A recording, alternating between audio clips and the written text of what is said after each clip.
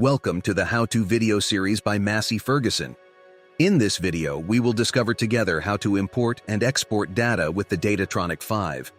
First, insert a USB key in the USB port. A pop-up appears to validate the connection and proposing two options. First, to jump into the data transfer menu, and a second one to eject the USB key. Click on this last one and we reach directly the data transfer menu. If you miss the pop-up, access the task control menu by tapping on the folder icon from the main menu.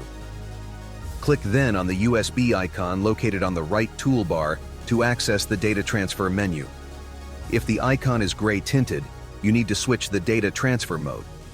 Click on the setting icon just above. Select then in the drop-down menu USB instead of GPRS. This can only happen if you have a TaskDock Pro subscription.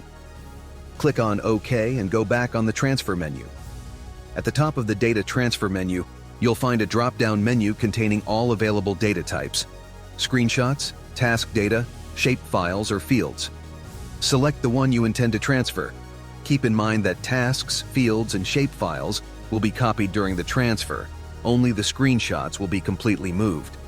The menu's left side displays all data stored on the terminal, while the right side contains data stored on the USB key.